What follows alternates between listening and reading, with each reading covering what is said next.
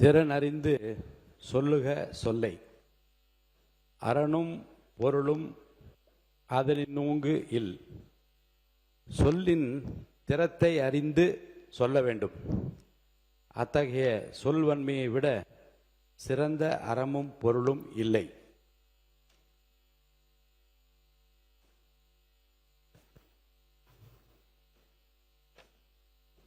ரெண்டாயிரத்தி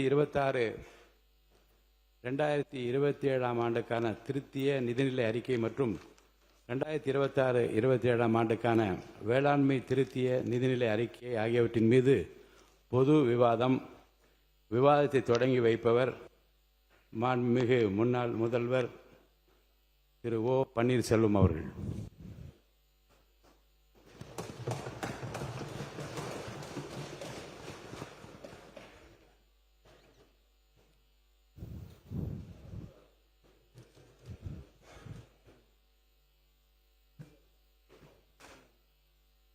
மாண்புமிகு பேரவைத் தலைவர் அவர்களே,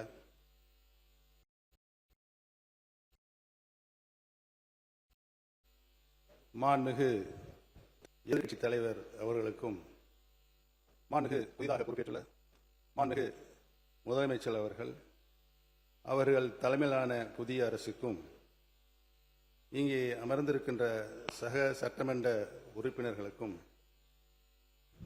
எங்களின் பேச்சுக்களை கேட்டு ரசிக்க மாடத்தில் வந்து அமர்ந்திருக்கும் பார்வையாளர்கள் அனைவருக்கும் முதற்கண் எனது வணக்கத்தை தெரிவித்துக் கொண்டு எனது உரையை தொடங்குகிறேன்.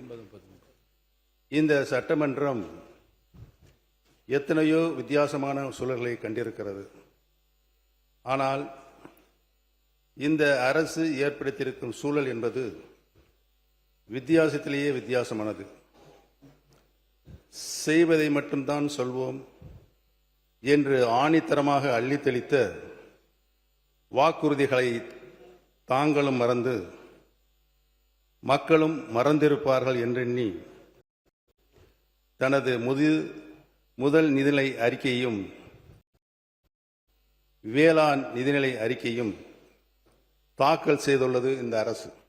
அதிலும் பெயர் மாற்ற பட்டியல் போல் வெளியான இந்த நிதிநிலை அறிக்கை தேர்தலின் போது சொன்ன கஜானா காலி என்ற பிரச்சாரத்தை கேள்விக்குறியாக்கிவிட்டது. இதை பார்த்து ஆச்சரியக்குறிகள் கூட விக்கித்து நிற்கின்ற சூழ்நிலை இன்றைக்கு ஏற்பட்டிருக்கிறது. இந்த அரசு ஆட்சி பொறுப்பேற்ற பின் அரங்கேறிய காட்சிகளை நான் திரும்பி பார்க்கிறேன். மாண்புமிகு முதலமைச்சர் அவர்கள் துறை ரீதியான ஆய்வுகளை மேற்கொண்டார்கள். பட்ஜெட்டுக்கு முன்னதாக மீண்டும் ஆய்வு செய்தார்கள். மாண்புமிகு அமைச்சரவை கூட்டம் நடந்தது. அதில் இந்த தேர்தல் அறிக்கையில் சொல்லப்பட்ட வாக்குறுதிகளுக்கான செயல் திட்டம் உருவாக்கப்பட்டுள்ளது என்ற செய்தியும் வெளியானது.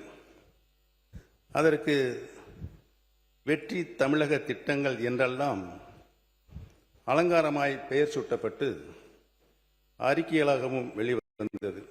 ஆனால் இப்போது தாக்கல் செய்யப்பட்டுள்ள நிதிநிலை அறிக்கையோ ஏமாற்றத்தின் வடிவமாக இருக்கிறது.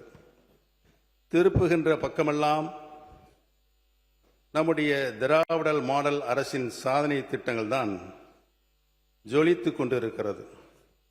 மக்கள் மனதில் நிலை கொண்டுள்ள எங்கள் தலைவர் முத்துவேல் கருணாநிதி ஸ்டாலின் அவர்கள் உருவாக்கிய திட்டங்களே புது உருகொண்டு நிற்கின்றன. இதில் புதிய அரசின் திட்டங்களை தேடிக்கொண்டே இருக்கிறேன். தேடுவது எனக்காக அல்ல, மக்களுக்காக. புதிய அரசு அமைந்திருக்கிறது. புதிய திட்டங்கள் வரும் என்று நம்பிய மக்களுக்காக. கலைஞர் மகளிர் உரிமை திட்டம் பெண்களின் வாழ்வாதாரத்திற்கும் சுயமரியாதைக்கும் துணை நின்ற திட்டம். 1000 கைகள் நீட்டி ஆதவனை மறைக்கலாம் என்று கனவு காண்பது போல அத்திட்டம் பெயர் மாற்றம் கண்டிருக்கிறது. ஆனால் ஆளுகின்ற அரசு தேர்தல் அறிக்கையில் சொன்னபடி உரிமை தொகை உயரவில்லை. இனிப்பூட்டும் இன்பச் செய்திகள் வரும், ஆண்டுக்கு 6 கேஸ் சிலிண்டர்கள் வரும் என்று நம்பிய மகளிர் அது குறித்த அறிவிப்பு கூட வரவில்லை என்று பாவம் ஏமாந்து நிற்கிறார்கள். கல்வி ஒன்றே யாராலும் திருட முடியாத சொத்து என்பதை எல்லா தருணங்களும் எடுத்துச் சொல்லி கல்விக்கும் மாணவர்களுக்கும் பொற்காலமாக விளங்கிய திராவிட மாடல் வழங்கிய ஒளியில் இந்த அரசு நடைபோடும் என எதிர்பார்த்தோம்.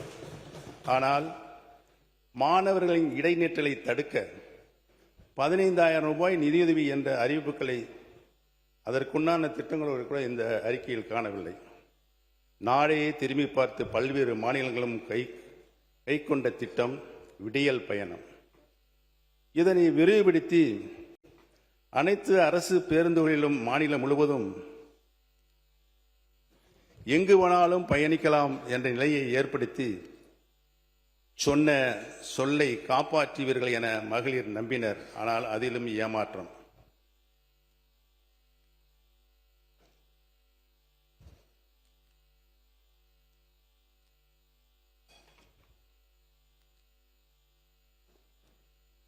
இந்த பேரவையில் நான் ஒலித்துக் கொண்டிருக்கிறேன்.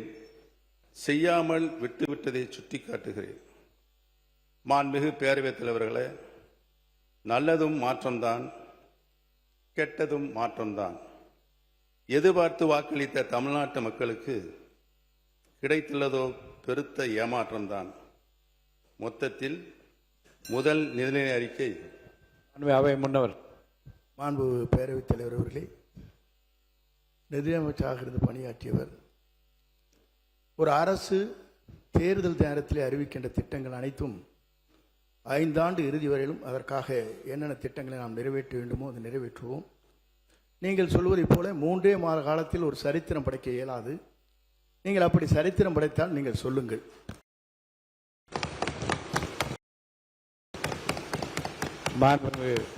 உறுப்பினர் சொல்லுங்கள். நீங்க பேசலாம். மாண்புமிகு பேரவைத் தலைவர் அவர்களே, மாண்புமிகு அமைச்சர் அண்ணன் செங்கோட்டையன் அவர்கள் நன்றாகவே தெரியும் அனைவருக்கும். தேர்தல் அறிக்கையில் சொல்லப்பட்ட வாசகங்களை, வாக்குறுதிகளை இந்த அரசு பொறுப்பேற்றிருக்கின்ற புதிய அரசு, முதல் முறையாக பொறுப்பேற்றிருக்கின்ற அரசு தங்களது தேர்தல் அறிக்கையினை தங்களுடைய முன்னோடி திட்டமாக இந்த சட்டமன்றத்தில் கூட அறிவித்திருக்கலாம். அதை கூட அறிவிக்கவில்லை என்பதுதான் எங்களின் வாதமாக இருக்கிறது. தமிழகத்தின் மக்கள் இன்று ஏமாந்து நிற்கின்றார்களே, அவருடைய எண்ணங்களின் வடிவமாக இருக்கிறது என்பதை தெரிவித்துக் கொள்கிறேன். இந்த நிதிநிலை அறிக்கை என்பது முதல் ஏமாற்றம். பேரவைத் தலைவர் அவர்களே, தமிழகமே பாராட்டி கொண்டிருக்கிற ஒரு தூய ஆட்சியை பற்றி ஏமாற்றத்தை உருவாக்குகிற ஆட்சி என்று நீங்கள் குறிப்பிடுவது வேடிக்கையாக இருக்கிறது. நீங்கள் இடம் மாறி இருக்கிறீர்கள், பரவாயில்லை. அதற்காக இவ்வளவு துதிபாட வேண்டிய அவசியம் இல்லை.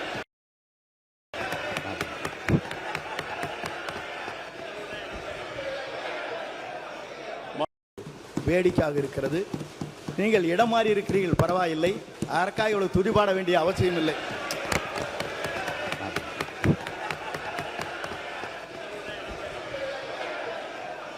மாண்புமிகு பேரவைத் தலைவர்களே, அந்த இடத்தை அவர்தான் முதலில் மாற்றியவர் என்பதை நான் இங்கு தெரிவித்துக் கொள்ள கடமைப்பட்டிருக்கிறேன். மாண்புமிகு கல்வித்துறை அமைச்சர் பேசுறத முதல்ல கவனிங்க. என்ன அங்க பார்த்து கவனிச்சர்.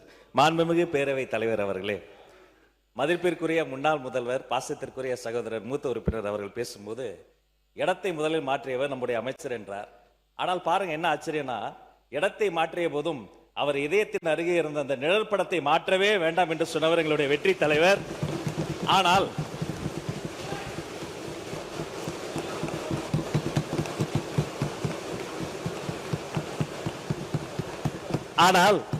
அண்ணனுடைய பாக்கெட்டை பார்க்கிற பொழுது இடமும் மாறி இருக்கிறது, இதயமும் மாறி இருக்கிறதோ என்று தோன்றுகிறது. பேரவைத் தலைவர் அவர்களே, பொதுப்பணி அமைச்சர் எங்கள் மாண்புமிகு பேரவைத் தலைவர் அவர்களே, எங்கள் அண்ணன் செங்கோட்டையன் அவர்கள் இடம் மாறி இருக்கலாம். ஆனால் புரட்சித் தலைவி அம்மா அவர்களை இன்னும் தன்னுடைய இதயத்தில், தன்னுடைய சட்டை பையில் இன்னும் வச்சிருக்காரு. ஆனால் புரட்சி தலைவி அம்மாவால் முதலமைச்சராக்கப்பட்டவர் இன்றைக்கு அவருடைய சட்டப்பையில் யாரோட புகைப்படம் இருக்கிறது? தமிழ்நாட்டு மக்களுக்கு தெரியும். பேரவைத்தலைவர்களே, அமைச்சர்களுக்கு பதில் சொல்வதற்கு நேரம் இருக்கிறது, காலம் இருக்கிறது. நான் பேசி முடித்தவுடன் நீங்கள் சொல்ல வேண்டிய கருத்தை சொன்னால் அனைவரும் ஏற்றுக்கொள்ள. அவை முன்னவருங்க கொஞ்சம் முடிக்கிட்டேன். நிறைய சொல்லிட்டோம். அடுத்தது நீங்க பேசலாம். எங்களுடைய இதயத்தில் நிலையாக வைத்திருக்கிறோம். திராவிட இயக்கத்தினுடைய பரிணாம வளர்ச்சியாக பேரறிஞர் பெருந்தகை தந்தை பெரியார், பேரறிஞர் அண்ணா, முத்தமிழறிஞர் கலைஞர், புரட்சி தலைவர் மக்கள் தலைவர் எம்ஜிஆர், மாண்புமிகு நல்லாட்சி நடத்திய அம்மா அவர்கள், இவர்களை எல்லாம் எங்கள் இதயங்களிலே நாங்கள் என்றைக்கும் எங்களுடைய கடைசி காலம் வரை வைத்திருப்போம் என்பதை தெரிவித்துக் கொள்கிறேன். படத்தை காட்சி ஏமாற்றுகின்ற பழக்கம் எங்களுக்கு இல்லை என்று தெரிவித்துக் கொள்கிறேன். அவை முன்னவர். மாண்பு பேரவைத் தலைவர் அவர்களை 3 முதலில் முதலமைச்சராக இருந்தவர் அம்மா காலத்தில். அவர் இப்போ அதை எப்படி பேசிக் கொண்டிருக்கிறார் என்பது நாடு என்று சிரித்துக் கொண்டிருக்கிறது. இருந்தாலும் கூட நான் சொல்றேன், புரட்சி தலைவரும் புரட்சி தலைவர் அம்மாவும் எடுத்த திட்டங்கள் என்ன, அவர்கள் அரசியல் ரீதியாக சொன்ன வார்த்தைகள் என்ன? இருங்க சொல்லி முடிக்கணும். இருங்க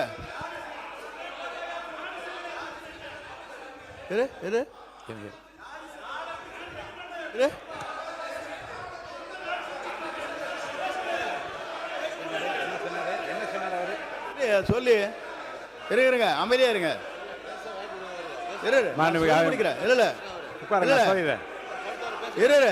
ஏனுங்க நான் சொல்ல முடிக்க வரைக்கும் விடுங்க. உட்காருங்க உட்காருங்க. நான் சொல்ல போறேன், முடிவு சொல்ல போறேன். உட்காருங்க. இல்லைங்க நான் என்ன உட்காருங்க. இருங்க அவை முன்னவர் உட்காருங்க. உட்காருங்க.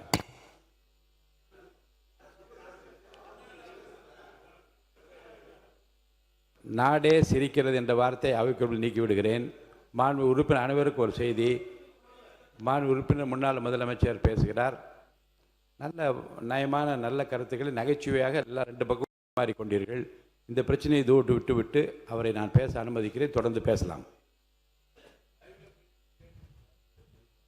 மாண்புமிகு பேரவைத் தலைவர்களே, நான் உண்மையிலேயே இந்த நிதிநிலை அறிக்கையில் பேச வேண்டும். இந்த அரசு தேர்தல் வாக்குறுதிகளை செய்திருக்கிறதா என்பதை சொல்ல வேண்டும். அதை நடைமுறைப்படுத்துகின்ற நிலையில் தான் அவர்கள் இருக்கிறார்களா என்பதையெல்லாம் சொல்ல வேண்டும் என்று தான் நான் வந்திருக்கிறேன். இடையில் நுழைந்து அந்த செங்கோட்டையனை பற்றி எனக்கு நன்றாகவே தெரியும்.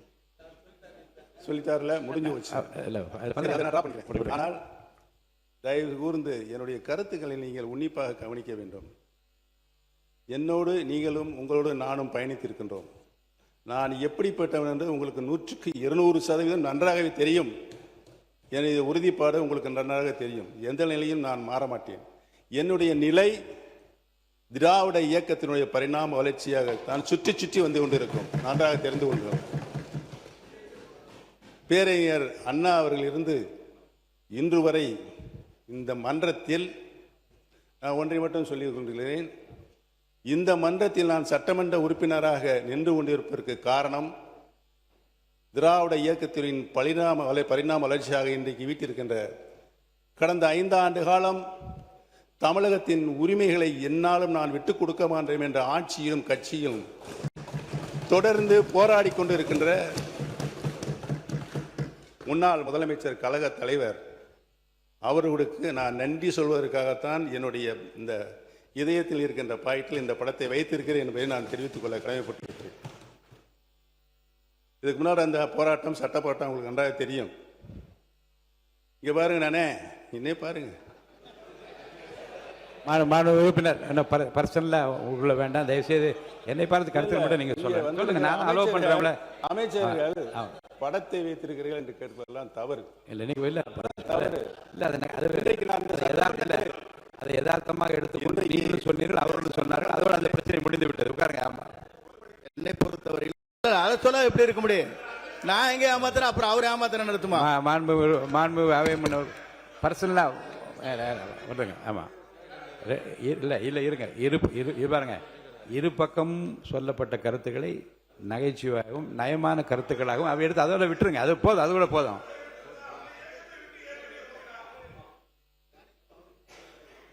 எடுத்துக்கொள்ளுமாறு நான் கேட்டுக்கொள்கிறேன். இந்த இரண்டையுமே உட்காருங்க.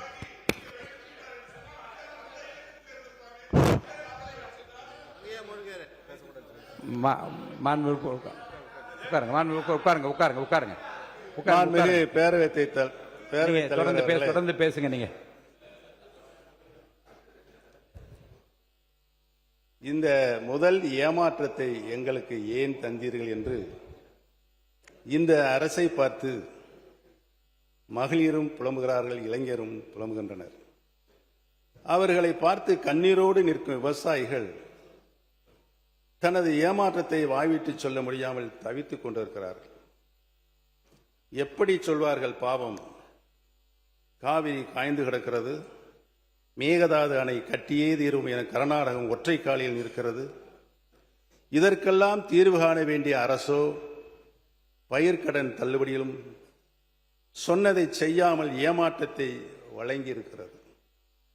போதா குறைக்கு நெல் டன்னுக்கு 3500 ரூபாய் மொத்தமாகவும், கரும்புக்கு 4500 ரூபாய் குறைந்தபட்ச ஆதார விலை கிடைக்கும் என்று நம்பி ஏமாந்த நிலையில் தங்களது ஏமாற்றங்களை சொல்ல வார்த்தைகள் இன்றி விவசாயிகள் இன்றைக்கு கண்ணீர் வெடித்து அழுகின்றனர். காக்கி சட்டை அணிந்த சகோதரர்கள் காவலர்களோ தங்களது அடிப்படை சம்பளம் மாதம் 18,200 ரூபாயிலிருந்து 25,000 ரூபாயாக உயரும் என்று நம்பி ஏமாந்து நிற்கின்றனர். பட்ஜெட் பக்கங்களை எல்லாம் புரட்டி புரட்டி தேடினாலும் பழைய ஓய்வூதிய திட்டத்தை செயல்படுத்துவதற்கான நடவடிக்கைகளை காணவில்லை என நமது இந்த அரசுக்கு அச்சாணியாக விளங்கிக் கொண்டிருக்கின்ற அரசு ஊழியர்கள் ஏமாந்து நிற்கின்றனர். 5 ஆண்டுகள் பணிமுடித்த செவிலியர்கள், தற்காலிக ஆசிரியர்கள் பணி நிரந்தரம் செய்யப்படும் என நம்பினர். ஆனால் அதற்கான எந்த அறிவிப்பும் வந்து சேராதால் அவர்களும் ஏமாந்து நிற்கின்றனர்.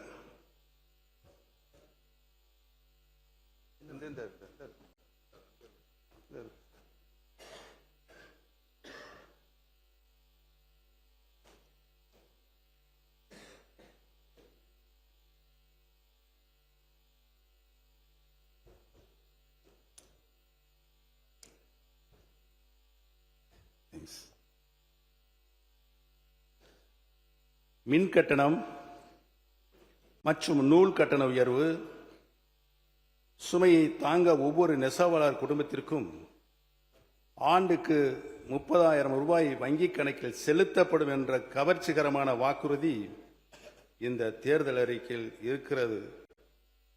தேர்தல் முடிந்தும் ஆட்சி பொறுப்புக்கு வந்த பிறகும் இன்னும் அந்த தேர்தல் அறிக்கையிலேயே தூங்கிக் கொண்டு இருக்கிறதே என நெசவாளர்களுக்கும் தங்கள் ஏமாற்றத்தை சொல்ல வழியின்றி விழிபதுங்கி நிற்கின்றனர். இத்தகைய ஏமாற்றங்களை இந்த நிதிநிலை அறிக்கை தந்துவிட்டதே என்றெண்ணி வேதனைப்படும்படிதான் நிதிநிலை அறிக்கையும் வேளாண் நிதிநிலை அறிக்கையும் இருக்கிறது. மாண்புமிகு பேரவைத் தலைவர் அவர்களே, மாநிலத்தை திராவிட மாடல் அரசு கடனில் ஆழ்த்திவிட்டு போய்விட்டதாக மேடைதோறும் குற்றம் சாட்டி பிரச்சாரம் மேற்கொள்ளப்பட்டது. இன்றைக்கு புதிய அரசின் நிதித்துறை செயலாளர் என்ன சொல்கிறார்? கடன் வாங்காமல் அடுத்த 50 ஆண்டுகளுக்கு யாரும் ஆட்சி செய்ய முடியாது என்கின்றார். நான் ஏன் இதை குறிப்பிடுகிறேன் என்று சொன்னால், தேர்தல் பிரச்சார மேடைகளில் சாட்டிய குற்றச்சாட்டு முதல் நிதிநிலை அறிக்கையிலேயே தவறானது என்பது மாண்புமிகு முதலமைச்சருக்கு இந்நேரம் தெரிய வந்திருக்கும் என்று நான் நினைக்கிறேன். இப்போது புதிய அரசின் முதல் திருத்தப்பட்ட நிதிநிலை அறிக்கை 2026-2027 உள்ள கடன் 10,00,000 கோடியை 71,770.34 கோடி ரூபாய், அதாவது 10,00,000 கோடியே 10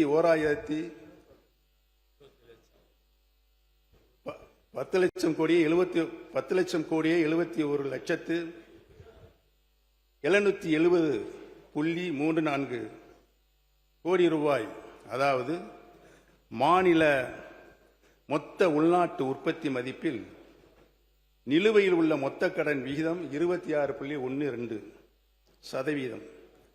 புதிய அரசு பொறுப்பேற்று 93 நாட்கள் ஆகிறது. இந்த திருத்தப்பட்ட நிதிநிலை அறிக்கையில் சொல்லப்பட்டுள்ள கடன் 10 கோடியே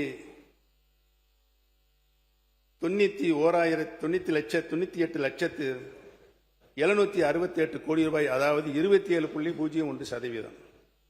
நான் ஏன் இதை சொல்கிறேன் என்றால், ஒரு அரசு கடன் வாங்காமல் இருக்க முடியாது. ஆனால் கடன்களால் எத்தனை திட்டங்கள் நம் மாநிலத்திற்கு கொண்டு வந்து சேர்த்து இருக்கிறது என்பதைத்தான் நாம் எண்ண வேண்டும். எப்படி பொருளாதார வளர்ச்சிக்கு இந்த கடன் துணை நின்றது என்பதைத்தான் நாம் பார்க்க வேண்டுமே தவிர, வீணாக கடன் வாங்கிவிட்டார்கள் என்று கூறி ஒரு பொறுப்பான நிதி மேலாண்மையை செய்த எங்கள் முன்னாள் முதலமைச்சர் தளபதி மு க ஸ்டாலின் அவர்களை குறை சொல்லக்கூடாது என்பதற்காகத்தான் இதை சுட்டிக்காட்டுகிறேன். அது மட்டுமின்றி கடன் வாங்குவது அரசின் இஷ்டத்திற்கு செய்ய முடியாது. அதற்கும் அரசுக்கு பொறுப்பை நிர்ணயிக்கின்ற ஒரு சட்டம் இருக்கிறது. அதுதான் 2003ஆம் ஆண்டு தமிழ்நாடு நிதிநிலை நிர்வாக பொறுப்புடைமை சட்டம். அந்த சட்டத்தை மீறி அந்த சட்டம் வகுத்து கொடுத்துள்ள எல்லைக்கோட்டை தாண்டி யாரும் கடன் வாங்க முடியாது. இந்த அரசும் வாங்க முடியாது என்பதை மேடை பிரச்சாரத்தை முடித்துவிட்டு ஆட்சி பொறுப்புக்கு வந்துள்ள மாண்புமிகு முதலமைச்சரும் இந்நேரம் உணர்ந்திருப்பார் என நான் உறுதியாக நம்புகிறேன். வளர்ச்சி விகிதத்தில் தமிழ்நாட்டில் நாட்டின் முன்னணி மாநிலமாக உயர்த்திய கடந்த திராவிட மாடல் அரசின் இடைக்கால நிதிநிலை அறிக்கை மாநிலத்தின் சொந்த வருவாயை உயர்த்தி, உற்பத்தி முதலீடுகளை அதிகரித்து, நீடித்த வளர்ச்சியை நோக்கிய தெளிவான நிதி அணுகுமுறையை முன்வைத்தது. ஆனால் தற்போதைய அரசின் திருத்தப்பட்ட நிதிநிலை அறிக்கை அந்த பாதையை தொடர தவறியிருக்கிறது என்பதை நான் இங்கு சுட்டிக்காட்ட கடமைப்பட்டிருக்கிறேன். உயர வேண்டிய சொந்த வருவாய் குறைந்துள்ளது. மாநிலத்தின் சொந்த வரி வருவாய் கணிப்பு 2839 கோடி ரூபாய் குறைக்கப்பட்டிருக்கிறது. அதாவது தமிழ்நாட்டை தற்சார்பாக்குவோம் என்று கூறிய இந்த அரசு நடைமுறையில் மாநிலத்தின் வருவாய் ஈட்டும் திறனையே பலவீனப்படுத்தியிருக்கிறது. இதைவிட கவலை அளிப்பது என்னவென்றால், மாநிலத்தின் வரி மற்றும் வரியில்லா வருவாயை உயர்த்துவதற்கான புதிய சிந்தனையோ, புதிய திட்டமோ, புதிய அணுகுமுறையோ இந்த நிதிநிலை அறிக்கையில் எங்கும் காணப்படவில்லை. வெள்ளை அறிக்கையில் முந்தைய அரசின் வருவாய் திரட்டும் திறனை கடுமையாக விமர்சித்தவர்கள் இன்று அதைவிட மேம்பட்ட வருவாய் ஈட்டும் செயல் திட்டம் என்ன என்பதை இந்த அவையில் விளக்கவே இல்லை.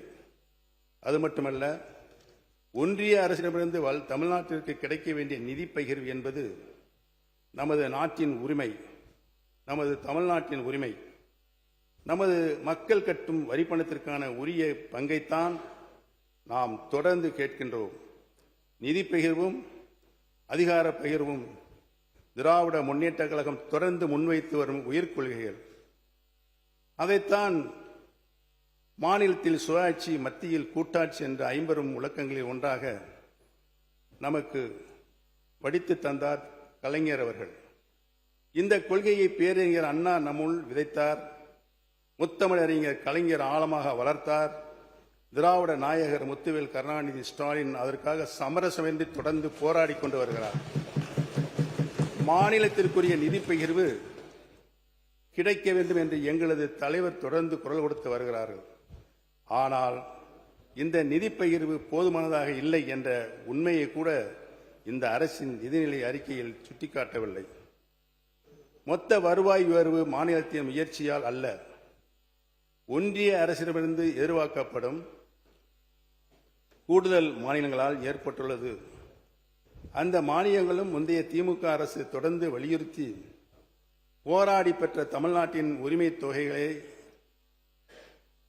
தொகைகளை என்பதை அழுத்தமாக பதிவு செய்ய விரும்புகிறேன்.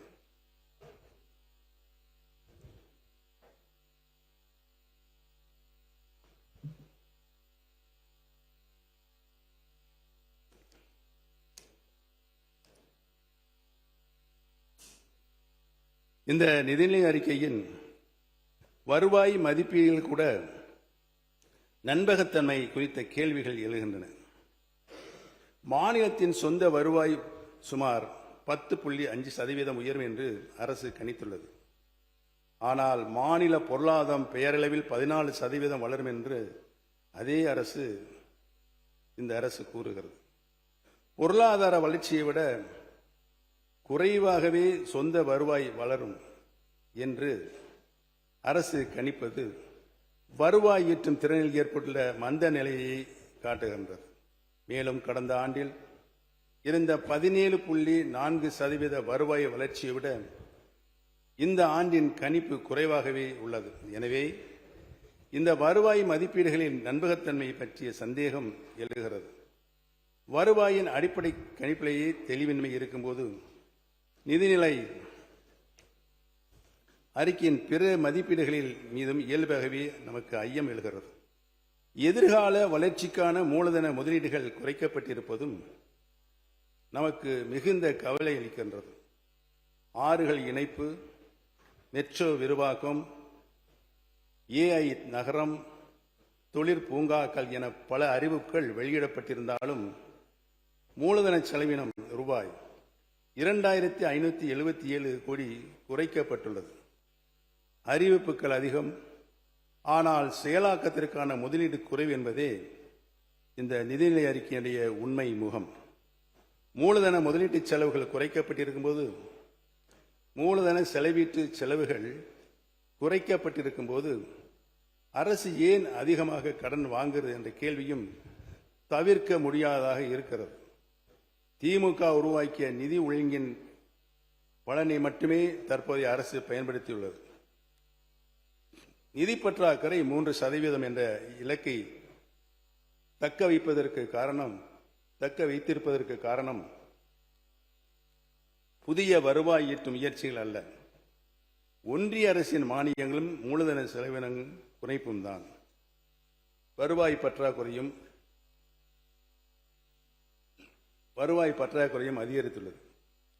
இடைக்கால நிதிநிலை அறிக்கையில் இருந்ததை விட வருவாய் பற்றாக்குறை சுமார் 6778 கோடி ரூபாய் உயர்ந்துள்ளது. இதை நிதி முன்னேற்றம் என்று கூற முடியாது. கடன் சுமையும் அதிகரித்துள்ளது. மாநிலத்தின் சொந்த வருவாய் ஈட்டும் முயற்சி குறைந்த நிலையிலும் பொதுக்கடன் பெறும் அளவு உயர்த்தப்பட்டுள்ளது. மொத்தத்தில் கடந்த திராவிட முன்னேற்ற கழக அரசின் இடைக்கால நிதிநிலை அறிக்கை உற்பத்தி, முதலீடு, வருவாய் வளர்ச்சி ஆகியவற்றை மையமாக கொண்ட தொலைநோக்கு பார்வையுள்ள நிதி திட்டமாக இருந்தது. ஆனால் தற்போதைய அரசின் திருத்திய நிதிநிலை அறிக்கை சொந்த வருவாயை உயர்த்தும் வாய்ப்பை கோட்டை விட்டு மூலதன முதலீட்டை குறைத்து ஒன்றிய அரசின் மானியங்களை அதிகம் சார்ந்திருக்கும் நிலைக்கு தள்ளப்பட்டு இருக்கிறது. பொதுவாகவே கடன் வாங்கப்படுவது நம்முடைய முதலீட்டை அதற்கு சமமாக நடைமுறைப்படுத்த வேண்டும் என்றுதான் கொள்கை. அதாவது கடன் பெறுவது கிரியேஷன் ஆஃப் அசெட். மொத்தத்தில் கடந்த திமுக அரசின் இடைக்கால நிதிநிலை அறிக்கை உற்பத்தி, முதலீடு, வருவாய் வளர்ச்சி ஆகியவற்றை மையமாக கொண்ட தொலைநோக்கு பார்வையுள்ள நிதிநிலை திட்டமாக இருந்தது. ஆனால் தற்போதைய அரசின் திருத்திய நிதிநிலை அறிக்கை சொந்த வருவாயை உயர்த்தும் வாய்ப்பை கோட்டை விட்டு மூலதன முதலீட்டை குறைத்து மொத்தத்தில் அது ஒன்றிய அரசுடைய மானியங்களையும் அதிகம் சார்ந்திருக்கும் நிலைக்கு தள்ளப்பட்டு இருக்கிறது என்பதை தள்ளியுள்ளது என்பதை தெளிவாக தெரிகிறது. ஒற்றை வரியில் சொல்ல வேண்டுமென்றால் திராவிட முன்னேற்ற கழக அரசு உருவாக்கிய வலுவான நிதி அடித்தளத்தின் மீது நிற்கும் இந்த அரசு தமிழ்நாட்டின் எதிர்காலத்திற்கான புதிய நிதி அடித்தளத்தை அமைப்பதற்கும் தவறியுள்ளது. மாண்புமிகு பேரவைத் தலைவர் அவர்களே, உள்ளதை உள்ளபடி சொல்லும் என்னுடைய கருத்துக்களை ஆளும் தரப்பில் உள்ளவர்கள் சிலரது மனம் ஏற்றுக்கொள்ளாமல் இருக்கலாம்.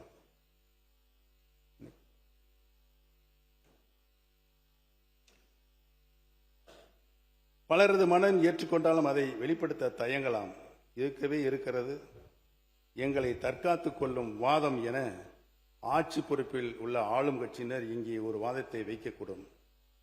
நாங்கள் வந்து 100 நாட்கள் கூட ஆகவில்லையே என்று அவர்கள் சொல்லக்கூடும். எங்களுக்கு கால அவகாசம் கொடுங்கள் என்று கேட்கக்கூடும். அவர்களின் கோரிக்கையை நான் எதிர்க்கவில்லை. ஆனால் உள்ளதை உள்ளபடி சொல்ல வேண்டுமல்லவா? ஒரு செயலை ஒருவர் செய்ய வேண்டுமென்றால் முதலில் அவரிடம் அதற்கான முனைப்பு இருக்க வேண்டும். இந்த ஆட்சி ஏற்பட்ட பிறகு ஆளுநர் உரை நிகழ்ந்துவிட்டது, நிதிநிலை அறிக்கை தாக்கலாகிவிட்டது, வேளாண் நிதிநிலை அறிக்கை வாசித்தாகிவிட்டது. ஆனால் இவற்றில் எங்காவது ஆளும் அரசின் தேர்தல் அறிக்கைகளை நிறைவேற்றுவதற்கான அறிகுறிகள் தென்படுகிறதா? இல்லை. திராவிட மாடல் திட்டங்களின் விரிவாக்கம் தானே எங்கும் இருக்கிறது. இதனை யார் ஏற்க மறுத்தாலும் இதுதான் மக்கள் காணும் உண்மை. திராவிட மாடலின் திட்டங்களை கடக்க முடியாது. மக்கள் நலனில் முத்துவேல் கருணாநிதி ஸ்டாலினை விஞ்சி யாரும் மக்கள் நலனில் முத்துவேல் கருணாநிதி ஸ்டாலினை விஞ்சி யாரும் சிந்திக்க முடியாது என்பதுதான் இந்த நிதிநிலை அறிக்கையின் புலப்படுத்தும் உண்மைத்தன்மை. திக்கட்டும் ஒளிவீசும் திராவிட மாடல் திட்டங்களின் மறுபதிப்புத்தான் இந்த அரசினுடைய முதல் நிதிநிலை அறிக்கை, பட்ஜெட். மாண்புமிகு பேரவைத் தலைவர்களே, தமிழ்நாடு எத்தனையோ பிரச்சனைகளை சந்தித்திருக்கிறது. அவற்றில் காவிரி பிரச்சனைக்கு அந்த நதிநீர் போலவே நீண்ட நெடிய வரலாறு இருக்கிறது. பல முதலமைச்சர்கள் இப்பிரச்சனையில் பேசியிருக்கிறார்கள். பல பொதுப்பணித்துறை அமைச்சர்கள் பேசியிருக்கிறார்கள். ஆனால் பேச்சுவார்த்தை எல்லாமே கால நீராக நிலையில்தான், கர்நாடகம் எதற்குமே அசைந்து கொடுக்காத நிலையில்தான் நாம் நீதிமன்றங்களின் உதவியை நம்பியிருக்கிறோம். முதலில் அண்டை மாநிலம் அன்போடு பேச வேண்டும், இரு மாநில மக்களும் சுமூக சூழ்நிலையில் பிரச்சனைக்கு தீர்வு காண வேண்டும் என முழு முயற்சி மேற்கொண்டது திராவிட முன்னேற்ற கழகம்தான். இங்கே கூட மாண்புமிகு முதலமைச்சர்கள் பேசும்போது 1969 என்று ஒரு ஆண்டை நினைவுபடுத்தினார். அந்த ஆண்டில் இருந்த கலைஞர் பிறந்த அதே 1924 ஆண்டில்தான் இந்த காவிரி ஒப்பந்தமும் போடப்பட்டது என்பதை நான் இங்கு சுட்டிக்காட்ட கடமைப்பட்டிருக்கிறேன். இப்பிரச்சனையில் முதலில் பொதுப்பணித்துறை அமைச்சராக இருந்த அவர்தான் காவிரி பிரச்சனை குறித்து அப்போதைய கர்நாடக முதலமைச்சர் வீரேந்திர பாட்டீலுடன் பேச்சுவார்த்தையை துவங்கியவர் என்பதை இந்த அவையில் ஆழமாக பதிவு செய்ய விரும்புகிறேன்.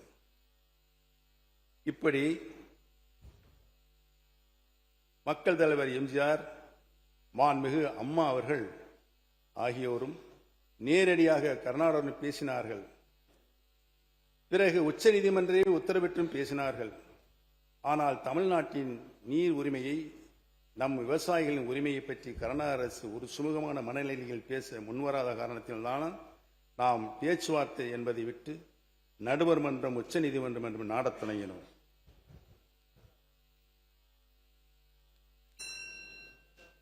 மாண்புமிகு உறுப்பினர், குறுக்கீடுகளை தவிர்த்து ஏறத்தாழ 27 நிமிடங்கள் நீங்கள் பேசிக் கொண்டிருக்கிறீர்கள். நிதிநிலை அறிக்கை ஒரு 250 பக்கம் படித்தார், வேளாண் அமைச்சர் அவர் 150 பக்கத்து படித்தார். அதுக்கு நிகராக நீங்கள் நிறைய தயார் செய்து கொண்டு வந்திருக்கின்றீர்கள்.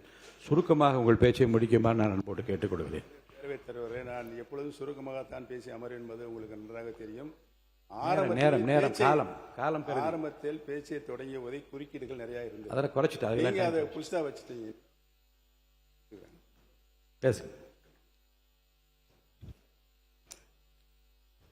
இந்த பிரச்சனையில் அதில் தமிழ்நாடு வெற்றி என்று இருக்கிறது. கொஞ்சம் ஸ்பீடாக போனால் மாண்புமிகு பேரவைத் தலைவர்கள் ஸ்பீட் பிரேக் போறீங்க, கொஞ்சம் பார்த்துக்க. இடைக்கால தீர்ப்பையும் பெற்றோம், அதை செயல்படுத்த பிரதமர் தலைமையிலான ஆணையத்தையும் பெற்றோம். பிறகு நடுவர் மன்றத்தின் இறுதி தீர்ப்பையும் நாம் பெற்றோம். அதை உச்ச நீதிமன்றமே உறுதி செய்தது. அதற்கு உச்ச நீதிமன்றத்தினுடைய இறுதி தீர்ப்புக்கும் அரசாணையும் பெற்றோம். தீர்ப்பை செயல்படுத்த ஒரு திட்டத்தையும் பெற்றோம். அத்திட்டத்தின்படி தண்ணீர் திறந்துவிட ஒரு அமைப்பையும் நாம் பெற்றோம். அப்படி பெறப்பட்ட அமைப்புதான் தற்போது இருக்கின்ற காவிரி மேலாண்மை ஆணையம், அன்று காவிரி மற்றும் காவிரி நீர் ஒழுங்காற்று குழு. இப்போது நம்மிடம் இருக்கும் காவிரி உரிமை சட்டப்படியான உச்ச நீதிமன்றத்தால் இறுதியும் செய்யப்பட்ட உரிமை. நானும் பொதுப்பணித்துறை அமைச்சராக முதலமைச்சராக இருந்து காவிரி பிரச்சனைகளை தொடர் நடவடிக்கைகள் எடுத்த என்ற முறையில் இதனை நான் உறுதியாக சொல்கிறேன். சட்டப்படி கிடைத்த உரிமையை நாம் இனியும் பேச்சுவார்த்தை என்ற ரீதியில் கோட்டிவிடக்கூடாது. மாண்புமிகு முதலமைச்சர் அவர்கள் பகை நாடுகளே பேசுகின்றன, நாம் பேசினால் என்ன என்றார். தமிழ்நாடு எப்போதுமே கர்நாடக மாநிலத்தை பகை மாநிலமாக கருதியதில்லை. அவர்களும் நம்மை போல்தான் இருப்பார்கள் என்று நம்பியிருந்தோம். ஆனால் அந்த நம்பிக்கையை உச்ச நீதிமன்றம் எதிர் தீர்ப்பை அளிக்கும் வரையில் மட்டுமல்ல, அதன் பிறகும் கூட அம்மாநிலம் நமக்கு அளிக்கவில்லை. எனவேதான் பேச்சுவார்த்தை என்ற அத்தியாயம் ஏற்கனவே உச்ச நீதிமன்ற இறுதி தீர்ப்பால் முடித்து வைக்கப்பட்டு விட்டது என்பதைத்தான் இந்த மாமன்றத்தில் பதிவு செய்ய விரும்புகிறேன். இனி காவிரி மேலாண்மை ஆணையம் சொல்வதை இரு மாநில நல்லுறவுகள் அடிப்படையில் கர்நாடகம் கேட்க வேண்டும் என தமிழ்நாட்டு விவசாயிகளும் எதிர்பார்க்கிறார்கள். இங்கு இருக்கும் ஆளுங்கட்சியும் எதிர்வரிசையில் உள்ள பிரதான எதிர்க்கட்சி உட்பட்ட அனைத்து கட்சிகளும் கருதுகின்றன. இந்த சூழ்நிலையில் பேச்சுவார்த்தை என புறப்படுவது நமக்குள்ள காவிரி நதிநீர் உரிமையை மீண்டும் பேச்சுவார்த்தை வரம்பிற்குள் கொண்டு வருவதாகும். அது நம் விவசாயிகளுக்கும் நல்லதில்லை, நாம் பெற்ற உரிமைகளுக்கும் நல்லதில்லை என்பதை நான் தெரிவித்துக் கொள்கிறேன். மாண்புமிகு பேரவைத் தலைவர் அவர்களே, காவிரி நீர் போல இன்னொரு அச்சுறுத்தல் மேகதாது அணை. இந்த அணையை கட்ட இதுவரை ஒன்றிய அரசு அனுமதி கொடுக்கவில்லை. இங்கே ஆட்சி பொறுப்பில் இருந்த திராவிட முன்னேற்ற கழகமாக இருந்தாலும்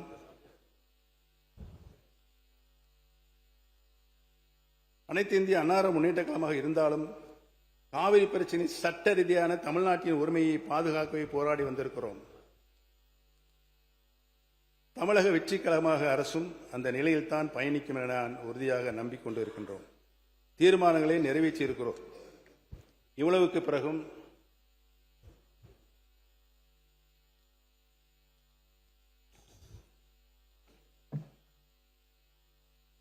பிறகு கர்நாடக மாநில மேகதாது அணை கட்ட விரிவான திட்ட அறிக்கையை தயாரிக்கலாம் என 2018 ஒன்றிய நீர்வளத்துறை ஆணையம் அனுமதி அளித்தது. ஆனால் அது பிளாங்கட் பெர்மிஷன் அல்ல, 3 நிபந்தனைகளை விதித்தது. 22/11/2018 கடிதத்தை எடுத்து படித்து பார்த்தால் உங்களுக்கு எல்லாம் தெரியும். முதல் நிபந்தனை, தமிழ்நாடு அரசின் நிபந்தனைகளை டிபிஆர் தயாரிக்கும் போது பரிசீலனையில் கர்நாடகம் எடுத்துக்கொள்ள வேண்டும். அதாவது தமிழ்நாடு அரசின் நிபந்தனைகளை டிபிஆர் தயாரிக்கும் போது, அதாவது கர்நாடக மாநில டிபிஆர் தயாரிக்கும் போது பரிசீலனையில் கர்நாடகம் எடுத்துக்கொள்ள வேண்டும். இரண்டாவது நிபந்தனை, மத்திய மின்சார வாரியம் சம்பந்தப்பட்ட மாநிலத்தில் உள்ள காவிரி மேலாண்மை ஆணைய அலகு ஆகியவற்றுடன் கலந்து ஆலோசித்து இந்த டிபிஆர் தயாரிக்க வேண்டும். மூன்றாவது நிபந்தனை, இப்படி கர்நாடகம் தயாரிக்கும் விரிவான திட்ட அறிக்கையை பரிசீலனை செய்வதற்கு காவிரி மேலாண்மை ஆணையத்தின் ஒப்புதல் முக்கியம். அதாவது இந்த ஒப்புதல் ப்ரீ ரிக்வெஸ்ட், முன்கூட்டியே தேவை என்று தெளிவுபடுத்தப்பட்டுள்ளது. நிபந்தனையுடன் டிபிஆர் தயாரிக்க அனுமதி வழங்கப்பட்டுள்ளதாலும் ஒன்றிய நீர்வளத்துறை ஆணையம் ஒரு எக்ஸ்பர்ட் பாடி என்பதாலும் இப்போதைக்கு உச்சநீதிமன்றம் தலையிட விரும்பலை என கூறியது. அது மட்டுமின்றி, அதாவது இந்த உச்சநீதிமன்றம் தலையிட விரும்பவில்லை என்று கூறியதற்கு காரணம், அது இந்த நிபந்தனைகளை கர்நாடக அரசு பூர்த்தி செய்யவில்லை என்பதுதான் உண்மைத்தன்மை. அது மட்டுமன்றி, இந்த நிபந்தனைகளை மீறி மேகதாது அணை கட்ட DPR தயாரிக்கப்பட்டால் parties would be at liberty to take such steps as permissible in law என்ற ஒரு ரைடர் உடன் தான் நீதிமன்றம் தமிழ்நாட்டின் கோரிக்கையின் மீது டைரக்ஷன் கொடுக்க மறுத்துள்ளதை தவிர தமிழ்நாடு சார்பில் சரியான முகாந்திரங்களை வைத்து வாதாடவில்லை என்றோ தமிழ்நாட்டின் கோரிக்கையில் நியாயமில்லை என்றோ கூறவில்லை என்பதை நான் இங்கு சுட்டிக்காட்ட கடமைப்பட்டிருக்கிறேன். கர்நாடகம் தயாரித்த டிபிஆர் உச்சநீதிமன்ற வழிகாட்டுதல்படி இல்லை என்பதால் அதையே ஒன்றிய நீர்வளத்துறை ஆணையம் கர்நாடக அரசுக்கு திருப்பி அனுப்பியிருக்கிறது என்பதையும் தெரிவித்துக் கொள்கிறேன். திராவிட முன்னேற்ற கழக ஆட்சியில் இருந்தவரை மேகதாது அணை கட்ட விரிவான திட்ட அறிக்கை அனுமதிக்கப்படவில்லை என்பதுதான் உண்மை நிலை என்பதை இங்கு நான் பணிவோடு தெரிவித்துக் கொள்ள கடமைப்பட்டிருக்கிறேன். அதனால்தான் தேர்தலுக்கு முன்பு, அதாவது கடந்த 4/3/2026 அன்று மேகதாது அணை பிரச்சனை நடுவர் மன்றம் அமைக்க வேண்டும் என கோரிக்கை வைத்தோம். இந்த அரசு கொண்டு வந்த தீர்மானத்திலும் அதை திருத்தமாக மாண்புமிகு எதிர்க்கட்சித் தலைவர் அவர்கள் அளித்து அதுவும் ஏற்றுக்கொள்ளப்பட்டு ஒருமனதாக நிறைவேற்றப்பட்டிருக்கிறது. ஆகவே மேகதாது அணை தொடர்பாக தமிழ்நாடு அரசின் மனு தள்ளுபடி செய்யப்பட்டு விட்டது என்றெல்லாம் பேசி கர்நாடக அரசின் கருத்தை வலுப்படுத்த வேண்டாம் என நான் அன்போடு கேட்டுக்கொள்ள கடமைப்பட்டிருக்கிறேன். எப்போது கர்நாடக அரசு டிபிஆர் தயாரிக்க முன்வந்தாலும் திமுக ஆட்சியில் பெறப்பட்ட உச்சநீதிமன்ற தீர்ப்பை கடைபிடித்தே ஆக வேண்டும். இதுதான் சட்ட நியதி என்று கூறிக்கொள்ள கடமைப்பட்டிருக்கின்றேன். தேர்தல் ஜனநாயக வரலாற்றில் தமிழ்நாடு சட்டமன்றம் புகழ்மிக்கது. நூற்றாண்டு கண்ட சட்டமன்றத்தின் உறுப்பினராக நாம் எல்லாம் இருப்பதும் பெருமை மிக்கது. நான் இந்த அவையின் உறுப்பினராக முதலில் நுழைந்த 2001ஆம் ஆண்டிலிருந்து இன்று வரை இச்சட்டமன்ற உறுப்பினர் என்பதை நாட்டின் எந்த மூலை முடுக்கிலுக்கு போனாலும் பெருமிதத்துடன் கூறிக்கொள்ள முடிகிறது.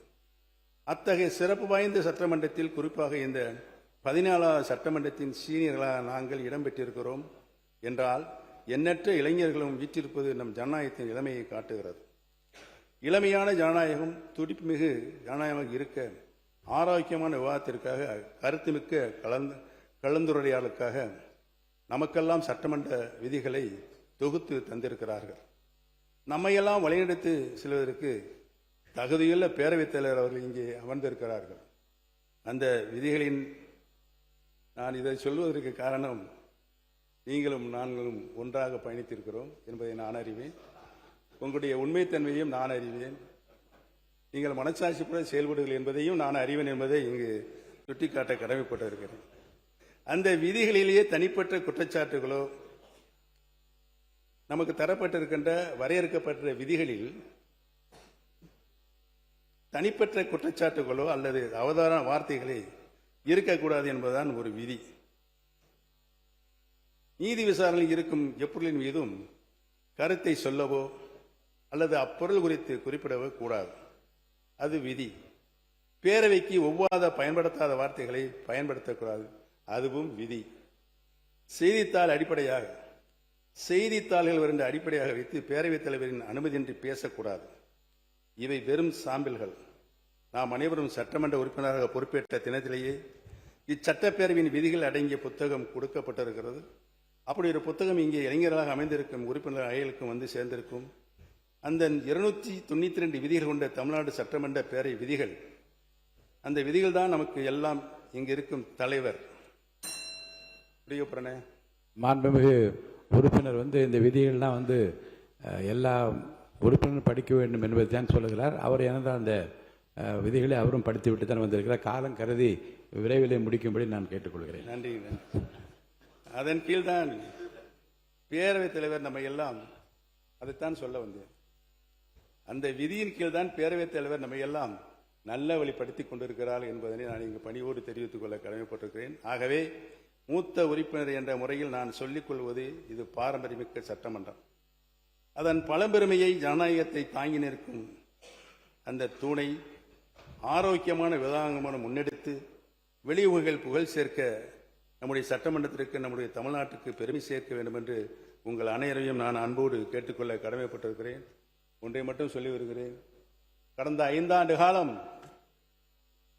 ஐந்தாண்டு காலம் தமிழக மக்களுடைய அடிப்படை வசதிகளையும் தமிழ்நாட்டினுடைய பாரம்பரிய உரிமைகளையும் திராவிட இயக்கத் தலைவர்கள் நமக்கு பெற்றுத்தந்த உரிமைகளை காப்பாற்றுகின்ற ஒரே நோக்கத்தோடு தான் நாம் செல்ல வேண்டுமே தவிர வேறு எந்த நோக்கமும் நமக்கு இருக்கக்கூடாது என்பதை சொல்லி, இவ்வளவு தூரம் பொறுமையாக கேட்ட சட்டமன்ற உறுப்பினர், அமைச்சர்கள் உட்பட சட்டமன்ற உறுப்பினர்களுக்கும் மாண்புமிகு பேரவைத் தலைவருக்கும் என்னுடைய நன்றியை தெரிவித்து அமைகிறேன். நன்றி, வணக்கம்.